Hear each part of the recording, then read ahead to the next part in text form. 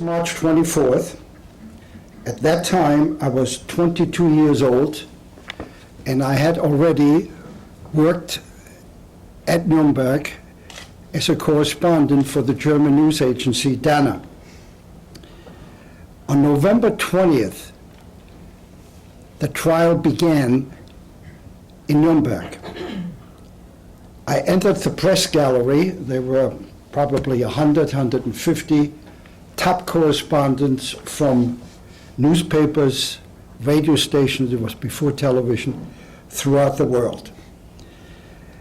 I came into the press section, which was a little elevated, and I looked down, and there, not further than the 6th or 7th row from here, was Hermann Göring, there's Keitel, there's Kaltenbrunner, there is Streicher, and I had to pinch myself. I could not believe that I was sitting here in the courtroom of the Palace of Justice in Nuremberg to witness the end of the Third Reich. I was a correspondent. I wrote for the German news agency Dana, and yet I was sitting there as a survivor who had been in camps for 5.5 years, since September 3rd, 1939. Sometimes I lost myself, and I wanted to jump down and grab them. Why did you do this? Why did you kill my parents? Why you threw away my education? Why did I spend 5.5 years in slavery? No, I'm a correspondent. I can't do anything like that, despite the fact that emotionally I wanted to do it. I had no education. I was kicked out of school at age 13 in 7th grade in Mannheim, Germany.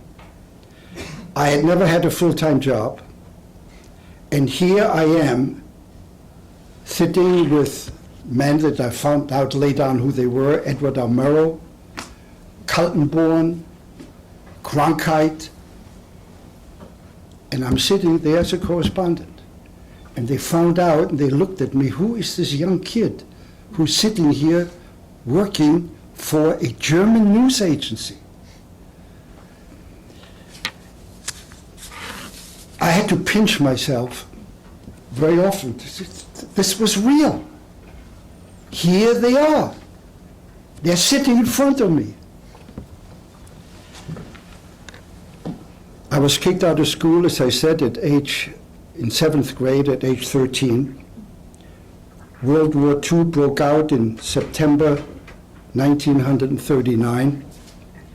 On September 3rd, I was arrested by the Gestapo at my broken down apartment, which was destroyed on Kristallnacht. My parents took me to the station, to the train station in Mannheim. It was the last time I ever saw my parents again. They were eventually sent to Auschwitz, where they among these 1.5 million Jews who were exterminated in Auschwitz. I spent the first 2 or 3 years at work camps as a slave laborer. Nobody killed us. We had something to eat, not very much, but we could make it. We knew what was going on in the world, that World War II was now a worldwide event. And it came to an end for me in February 1943. The last camp I was in was a work camp. We were slave laborers. And I remember every date. I don't remember what I did last week, but I remember everything that happened to me like it's in my head. I'll never forget it. We were told to go to the train station, and on March 3rd, after 4 days and 5 nights in a cattle car, I arrived in something called Auschwitz. I'd never heard that word before. We were told we were being resettled in the east somewhere, and after 4 days and 5 nights, we arrived in Auschwitz. I noticed there was a peculiar smell in the air. I couldn't figure out what it was. Juden raus! There were dogs, there were the SS men with machine guns. It was an inferno. And I knew this was not another labor camp. I knew this was something else. We went through a line, and there was an SS officer, beautiful uniform, and we went through and he just looked, and the thumb went up and the thumb went down. There was to the right, thumb down, to the left. We had no idea what it was about. I found out later on the one to the left, and the majority of them were immediately sent to the gas chamber. I was sent to the right, and I became a laborer. I will not talk about Auschwitz. This is not the subject of my talk, but I have to give you the background, how I am, who I am, and what happened to me. There were 500, Auschwitz was 3 camps. Auschwitz I, the main camp, Auschwitz-Birkenau, the extermination camp, with the gas chambers and crematoria. Auschwitz III was Buna, which was built by I.G. Farben, the German combine, and we were slaves in Buna working for I.G. Farben. There are about 500 barracks. I never realized the immensity of that camp until I visited Germany for the first time in 1981, on my 60th birthday. I went with a group who wanted to hear from a survivor what happened. There were no toilets. There were no bathrooms. There was no water. We slept on straw, 3 men in a bunk, 2 with their feet down, and the one in between. When one turned around, everybody else had to turn around. In each barrack, there were approximately 500 people. In other words, the total population of Auschwitz-Birkenau, which was the biggest of them all, was somewhere 150, 180,000 at any one time. Slaves were treated better than we were. We lived on 500 calories, and the life expectancy was between 4 and 6 months. After that time, you were down to skin and bones, and you were sent to Birkenau, to the gas chamber. Now, I got to come back to the moment when I arrived in Buna, which is where I worked most of the time. We were put on trucks, sent to another camp, not too far from there, because all part of Auschwitz. And there was a prisoner, an inmate with a blue and striped uniform, who said, "You are the lucky ones." Yes, why are we the lucky ones? Die anderen sind schon rauf im Kamin. For those of you who understand German, know what it means. The others are already up the chimney. That was a smell that I noticed the moment we arrived there. Until today, I will never understand how I could survive under those circumstances.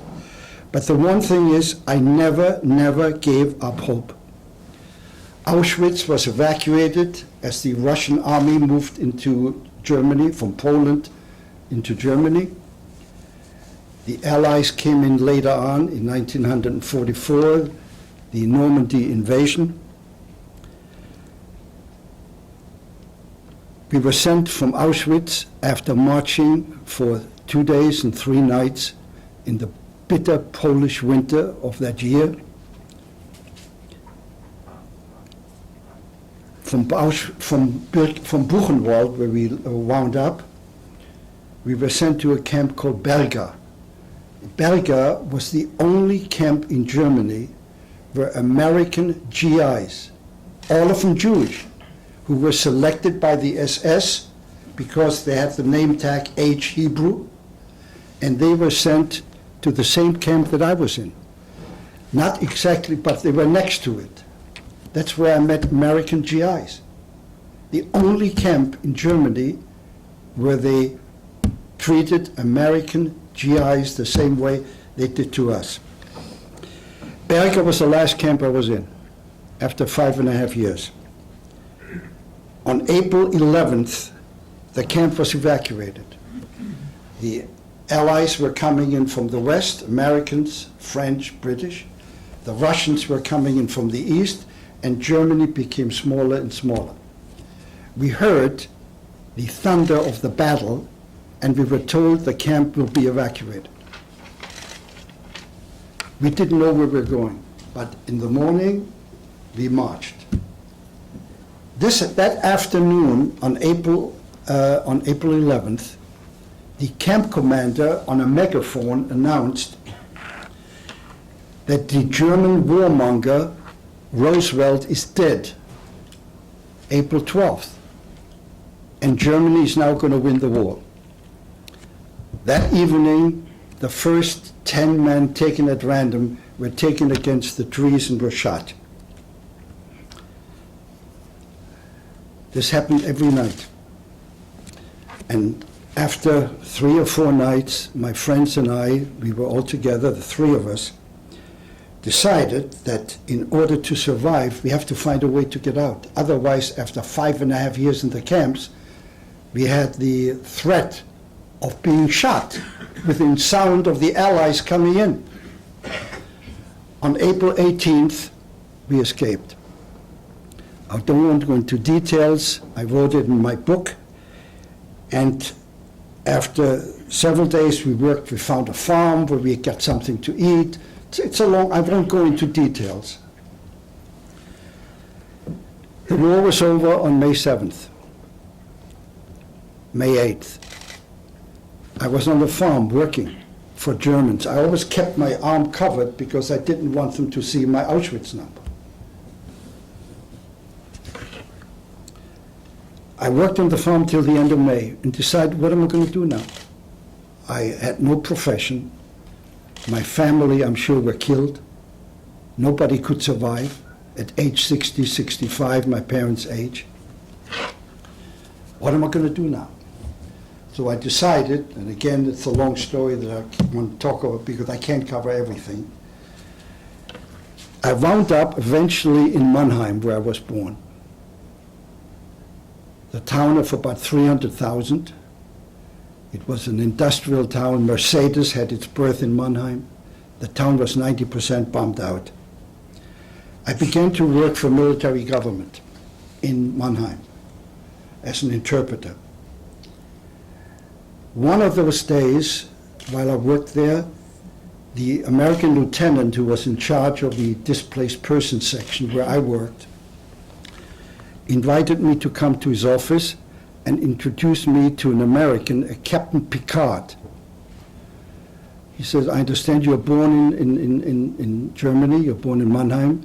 I understand you know how to speak German well, you know how to write. I says, yes. I have no education, but we are looking for some people who can begin to work for the newly licensed newspapers in Germany. You have to keep in mind that Germany at that time was nothing. There was no government, no city government, no state government, no national government. It was all finished. There was no radio, there were no newspapers. Everything was run by the Allied military government. And this was about, well, I would say August, September of 1945. And he says, look, I want to ask you something. We are rebuilding the newspapers in Germany. And the first newspaper that's going to be published will be in Heidelberg. Heidelberg is about 10 kilometers from Mannheim. And the publisher of the paper is a man by the name of Theodor Heuss. And I told him that I'm going to meet somebody here who might be able to become a reporter for that new paper, because we are looking for people who are clean. And since you are Jewish, you certainly fill that category. I said, fine, I'll be glad to. So I went to Heidelberg, and I met with Dr. Heuss, and we spoke about it, and I got the job as a reporter for the local Rhein-Neckar-Zeitung, the newspaper. And I covered local news, whatever it was just small, 4 pages, you know. We were sitting in one room together, we put out the paper, and I learned something about putting out a paper. Then I heard through the news that the Nuremberg war crimes trial was going to begin in November. And I went to Theo and I asked him, incidentally, Theodor Heuss became the first elected president of Germany, the one I worked with in the same room. Strange how things can work out. And I said, would you be willing to send me to Nuremberg, because that would be an interesting event to cover the, just Ernst, you know, before I was Americanized, called Ernie. We cannot afford to send you from the newspaper, but I'm doing something else for you. I tell you, there is a new organization called DANA. In German it's called Deutsche Allgemeine Nachrichtenagentur, the news agency. I will recommend you to them, but you have to work it out with them. On November 19th, the day before the trial opened, I am invited to meet the head of the Allied overseeing officers in charge of the German newspapers. So he looked at me and says, I understand you're born in Mannheim, you went to camps? I said, yes, I was, 5.5 years. And what education do you have? I have no education. I was kicked out of school at 7th grade. Well, how do you think you can become a reporter? He says, well, I know how to write, and I think I can handle it. So he said, I'll tell you what, come tomorrow morning for the opening of the trial. So I came there at the opening of the trial, and that's when I saw the defendant sitting there. The job yet, I was sure I was going to get it. There are the defendants, 21 of them, sitting in the row. The first event that I remember from Auschwitz was the presentation by Robert Jackson, who became the chief prosecutor appointed by, I think it was already scheduled then by either FDR or Truman to be the chief prosecutor in Nuremberg. I'd never heard the name Robert Jackson. I heard about him later on. And this is his part of his opening statement, which I think is worthwhile reading to you. The privilege of opening the first trial in history for crimes against the peace of the world imposes a grave responsibility. The wrongs which we seek to condemn and punish have been so calculated, so malignant, and so devastating that civilization cannot tolerate their being ignored, because it cannot survive their being repeated.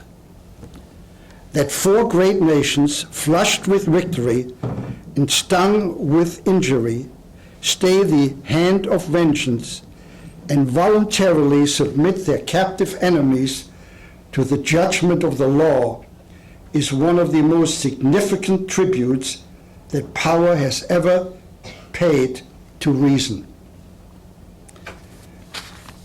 That's the first time I heard the name Robert Jackson, and Greg Peterson, who is the head of the Jackson Center, is here, and I'm delighted that we had an opportunity to get to know each other. There are three other events that I want to talk to you about briefly. The second event that stands out in my mind I spent altogether from November till July, late June, in Nuremberg, and then I left to come to the United States. The first one was an interview I had with General Rudenko, the chief Russian prosecutor. He learned that I had been in Auschwitz, and he also learned and heard that I had been I don't know how to call it, an aide to in the infirmary in Auschwitz. And my friend and I were selected to come there, and I saw the same man who went up and down with the thumb, Mengele, the doctor in Auschwitz, for medical experiments. The only thing he wanted to know whether I'd be willing to testify as a witness for the Russian prosecution. General Rudenko, the chief Russian prosecutor, like Jackson was for the United States. I was not permitted to do so because they found out that I'm born in Germany, and they would not permit any German to be a witness for the Russian prosecution. The only exception was General von Paulus, who was the head of the German army at Stalingrad. He was the only German whom they permitted. I was not permitted to witness. I thought as a reporter it would be an interesting thing, happened to be a witness as well. Then a third item happened. Rudolf Höss appeared on the witness stand, not Hess, the defendant, but Rudolf Höss, H-O-E-S-S, was the commandant of Auschwitz. And he was on the witness stand in a very monotone voice, broken down, sitting there. This was the man who said during his term in Auschwitz, 2.5 million people, mostly Jews, were gassed. He exaggerated. The total number was 1.5 million. I don't know why he exaggerated. And there's the man who was responsible for how I lived in Auschwitz. The fourth event is something very unusual. It was a meeting with Hermann Göring. Because of my articles, which appeared in every newspaper in Germany, and I insisted that my byline would read Ernest Michel, formerly Auschwitz survivor number 104995.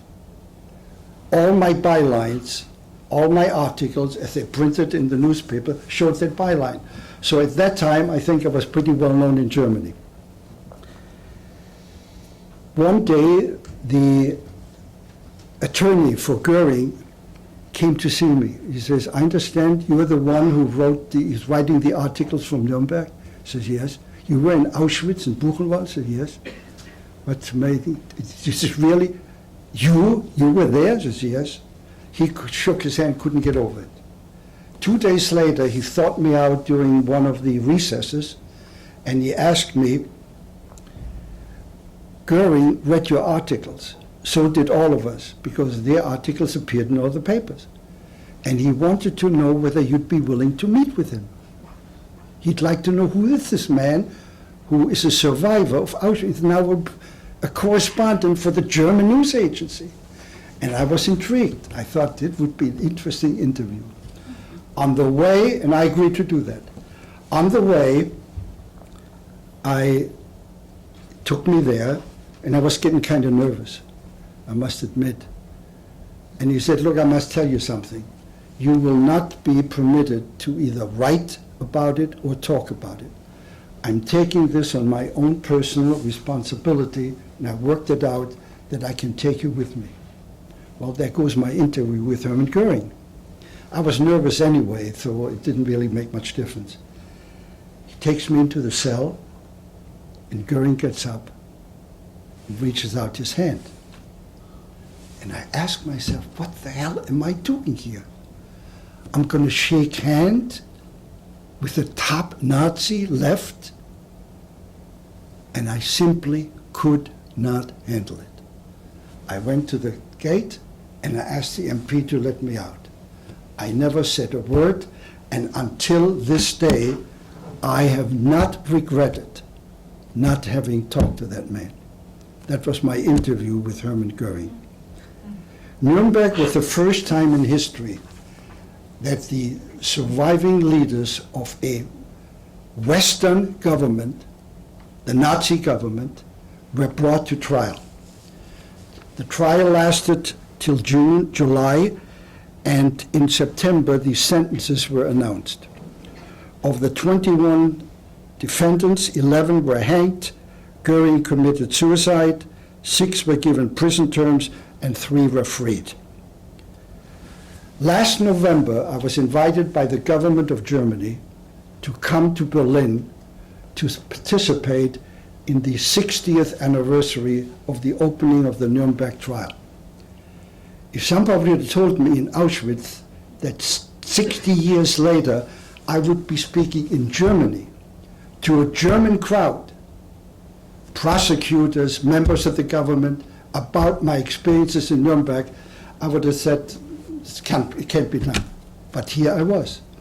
And I spoke openly and directly.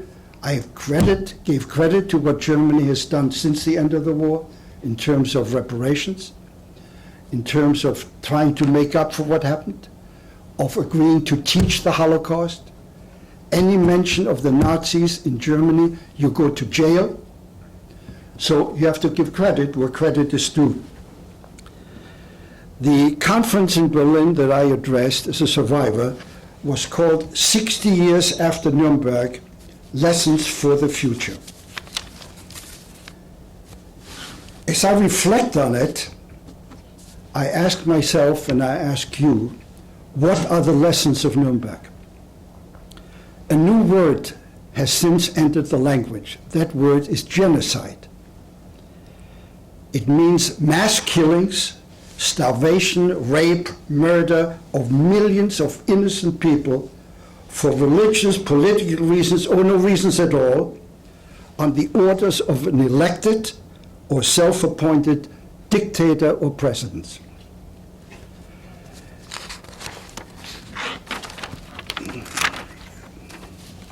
Since the 20th century, beginning of the 20th century, I want you to listen to that figure, 170 million people in 26 countries on 3 continents have been starved, shot, murdered, raped, and tortured. Not in a war. 170 million.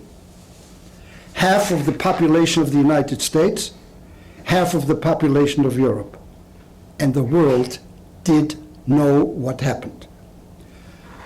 Have any one of you heard the name Raphael Lemkin? There's 2 people. Raphael Lemkin was an attorney. He was born in Poland. He was Jewish. He was obsessed with what happened during the Holocaust. That term was not yet in use.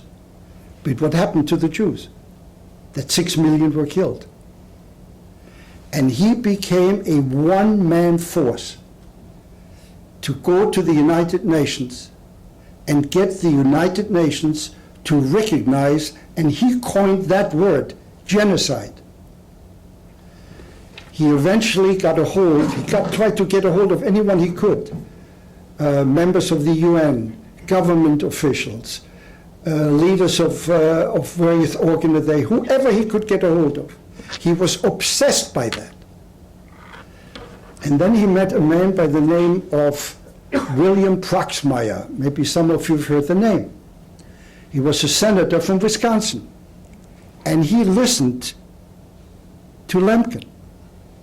And through his effort, the United States agreed to be part of an effort to make genocide outlawed by the United Nations.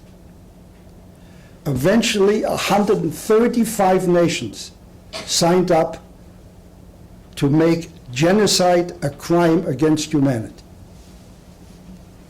175, including the United States. Lemkin died in 1959. He was nominated 5 times for the Nobel Prize, never received it. He died a poor man. 7 people attended his funeral in New York. His name, 2 people here, I've heard his name. I didn't know about his name until I studied the history of what happened to me and my generation during the Holocaust.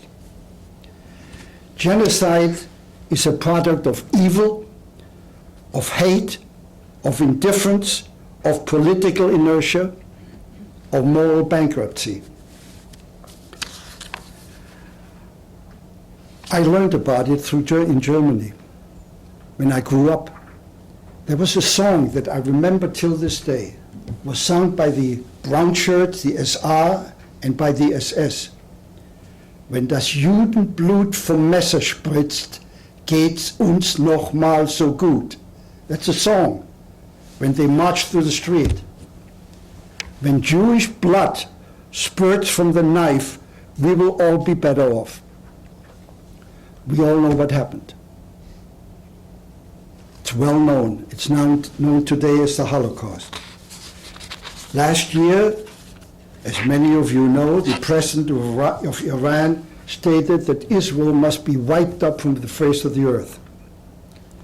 The Holocaust is a myth. Never happened.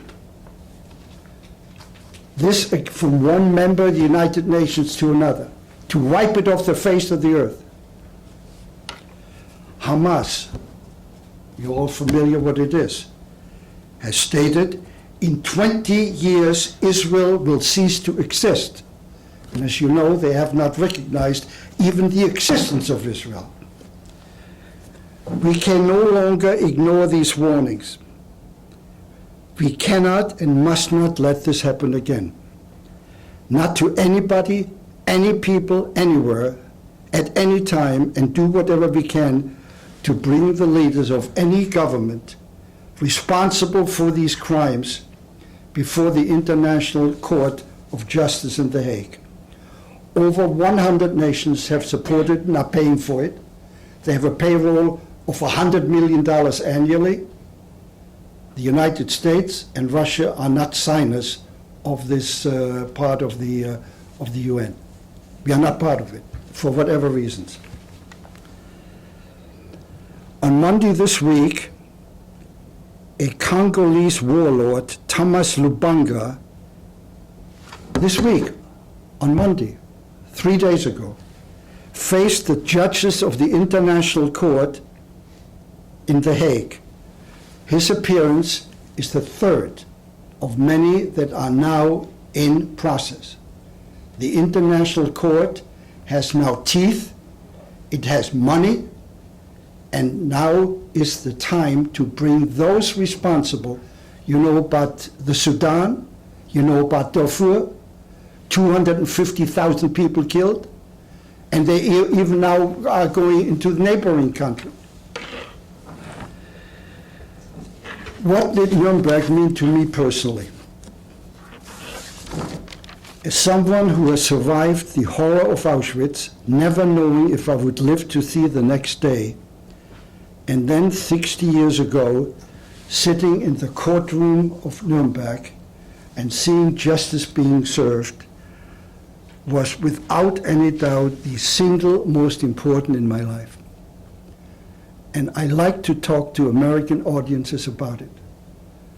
I am a very lucky person. I survived one of the greatest horrors in the history of mankind, and somehow or other, I'm able to talk about it without going into the details of the horror of what Auschwitz meant. Today we have the legal means to deal with this issue through the International Court. I ask myself whether we can make it work. I've been an optimist all my life. Otherwise I wouldn't be here. As a survivor, as a participant in Nuremberg, I look forward to the opportunity to talk to American audiences about it. We have an obligation. to whatever degree we can, to see that genocide is punished. Milosevic is dead now. He was going to be sentenced, I'm sure, I don't know, but the International Court had all the, a little side note, Saddam Hussein. He's not being tried by the International Court because we are not part of it. So he's being tried in Baghdad. In my opinion, it's a mistake. But that's our government. Not only Bush opposed it, but also Clinton before, for whatever reasons. I'm an optimist. The recent arrest of the warlord from Africa is an indication that we can do something about it. I believe there's hope in the future that what happened to me and my generation and to 170 million people will not be repeated. I hope it's up to us in whatever way we can to try to do something about it. I'm going to stop here, and in the remaining time, if any questions that you may have, and don't be sensitive, I'll answer any question that you have, no matter how sensitive it is, and I will answer any questions as long as you are interested in hearing it. Who's the first one?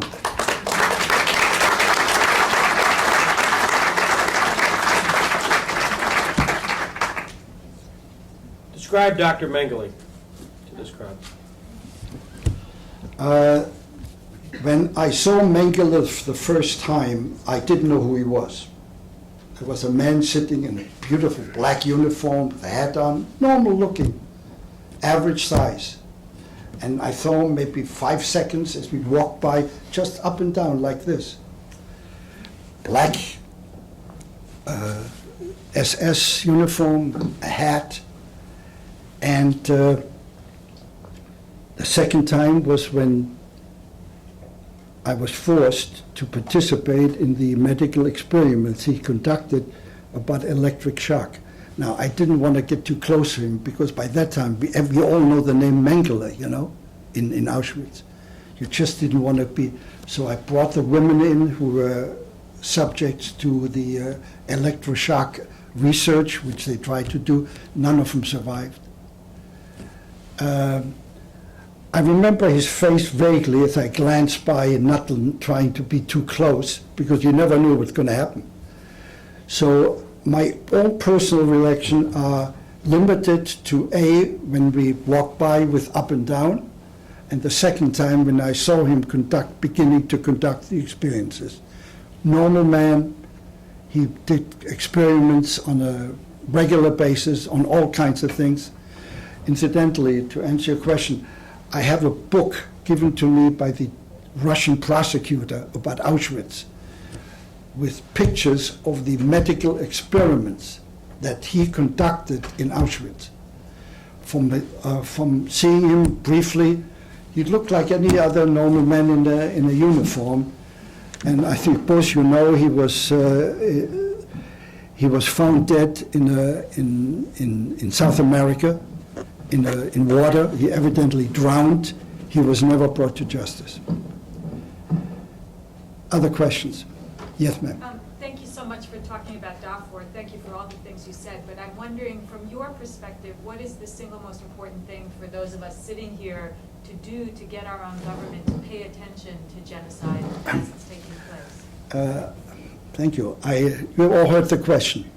Let me answer it from my own point of view. Yeah. I'm an American citizen. My government has agreed not to be part of it. You know, it's a democracy. Bush, Clinton voted not to be part of it. I think it's a mistake. Otherwise, Saddam Hussein would be tried in The Hague and not in Baghdad. Nobody knows what the outcome is going to be. You as American citizens, me as an American citizen, have an obligation to make our voices heard. Now, I've been in touch with Hillary Clinton, my senator from New York, and I asked her, I wrote to her and then I saw her, to do something about that our government would eventually become part of it. I never got an answer, But I write letters. I am a famous letter writer, you know. I write to Bush when it's doing something I agree, I disagree, you know, and that's the only way. The other way is to select and vote for and support candidates that believe in some of the things that we believe in, you know. It's a democracy. I can't tell you how much it means to be a citizen of the United States of America, with all the difficulties and all the problems. This is a great, great country.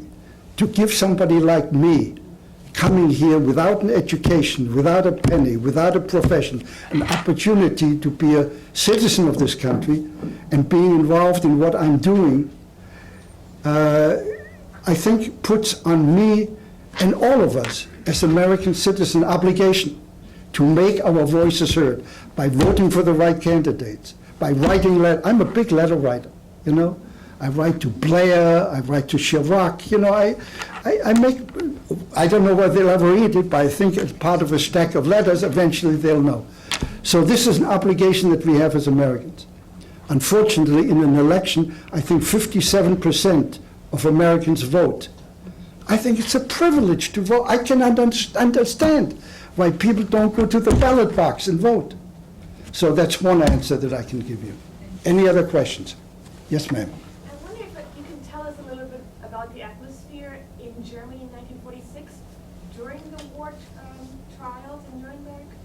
Did people know about this? Was there a discourse about it? And you mentioned that you wrote this article, but was there an actual public discourse about it? You have to remember that Germany in 1945 and into 1946, for all practical purpose, did not exist. I don't know what the feeling was. The only thing I know was there was hunger there. You know, there was not enough to eat. People lived on very little. Everything was run by the American government. I have no direct knowledge of how people feel. The only thing I can tell you,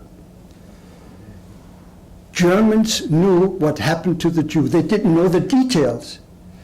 My parents were sent in the afternoon. My 85-year-old grandmother, my father, and my mother, on 2 hours' notice, to leave the apartment where we lived in Mannheim and walk to the train station. There must have been in Mannheim by that maybe several thousand Jews still left. So Germans knew what, they didn't know the details, but they knew the Jews all of a sudden disappeared. They were not there anymore. Now that's then. How about now? I am a supporter of relations between Germany, Israel, and the Jewish community, despite what happened. I'm in a minority as a survivor. Most survivors do not understand how I would agree to support a German relationship with Israel.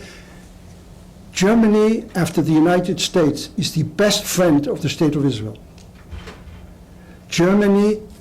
In Germany, the lessons of the Holocaust are mandatory in schools. Anyone who opposes it winds up in jail. I receive a pension from Germany for what happened to me during the Holocaust. I get about $450 a month for the rest of my life. Yeah? So do other survivors. Yeah? Germany has paid over $100 billion in compensation. So there's a great relationship between the German people and Israel. Germans visit Israel more than any other country with the exception of Jews. So I have a very positive attitude towards a government that recognizes what happened during the Holocaust and is willing to make amends about it. You were described as not having nightmares and not feeling guilt as a survivor. That seems so unusual from other survivors that we've heard. How do you account for being able to get beyond all that? As I said, I'm in the minority. German Jews are not the largest number of survivors. They're a small number. Most survivors come from Eastern Europe and the former Soviet Union. They do not understand. They have a built-in, I don't want to say hatred, but they don't want to have anything to do with Germany. But as a German Jew, I must admit I'm in a minority, because I believe you cannot live with hate. You have to know when it's a time to deal with it in a positive way. And that's what I'm dealing, because Germany has shown to me as an individual that it'll accept the responsibility for what happened, it does not deny it, and they're willing to do something about it. But that's my personal point of view, and as I said, I'm in the minority on that. Yes? Is it possible to talk reasonably with a Holocaust denier? Interesting that you ask that. You all heard the question.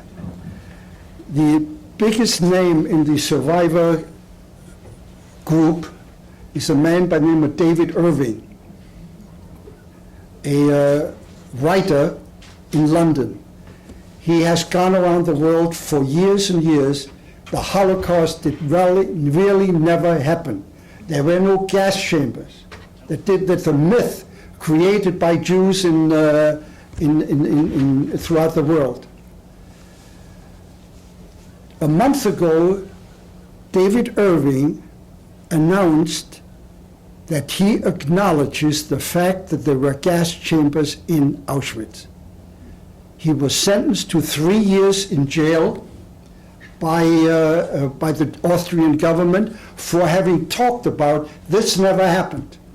There was a trial that happened maybe 2 years ago where Deborah Lipstadt, a writer, quoted him, all the things that he said. And now, when he was sentenced, it was all the newspapers, he admitted that he made a mistake, that he knows now that gas chambers actually existed.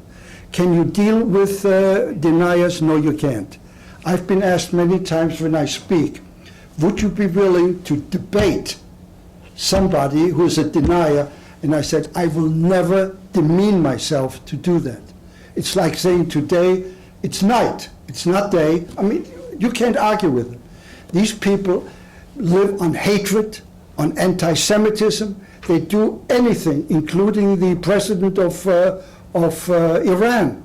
There was no Holocaust. It's a myth. No, you cannot deal with them. They have a mentality all of their own, and I guess you have to accept it in a way that that I have to accept it.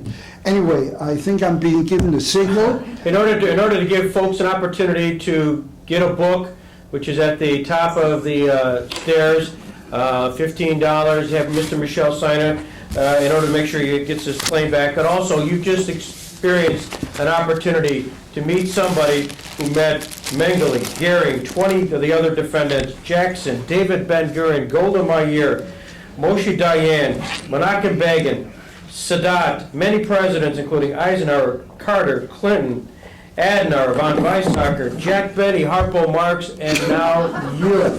So to Ernest Michel, we say thank you very much. Thank you.